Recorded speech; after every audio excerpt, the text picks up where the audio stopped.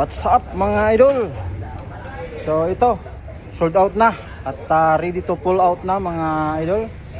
Ito mga idol, ang may-ari na lang ang hinihintay nito. Ito yung ating 4D36 Counter Mitsubishi mga idol.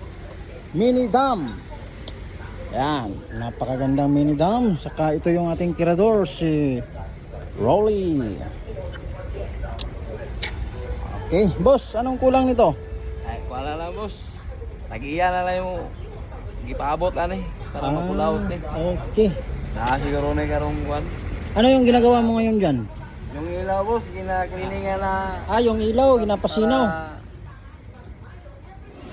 Okay, ba? ayos. Okay na, good na ba yung makina nito? Okay na boss. Good na boss. Sa tingin mo, magkano kaya binta ni boss nito?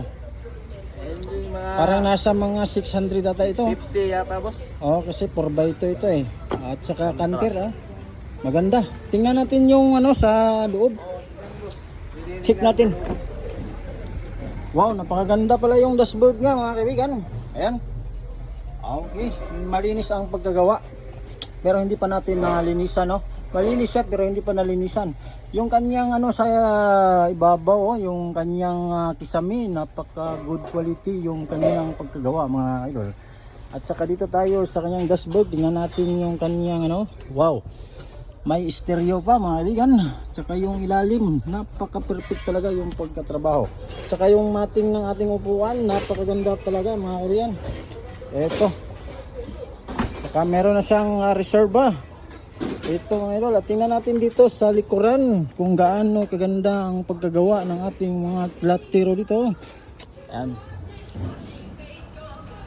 Ito mga idol, ready to pull, ready to na ito, driver na lang ang kulang. At saka meron na tayong clearance light, hindi pwede na walang clearance light kasi mahuhuli tayo dyan sa highway. Ayan, lalagyan talaga ng clearance light lang mga kaibigan. Tsaka ito, wala pang takip hanapan natin ang takip mga kaibigan. Yung kanyang side mirror, wow na wow. Tsaka yung kanyang ball mirror. Ayan. Ito yung ating tirador, si Rolly Magtanggol from Misamis. Ayan. Wow na wow. So kung gusto nyo magbili ng unit mga idol, kung may balak kayo, pwede kayong mag-PM sa akin mga idol.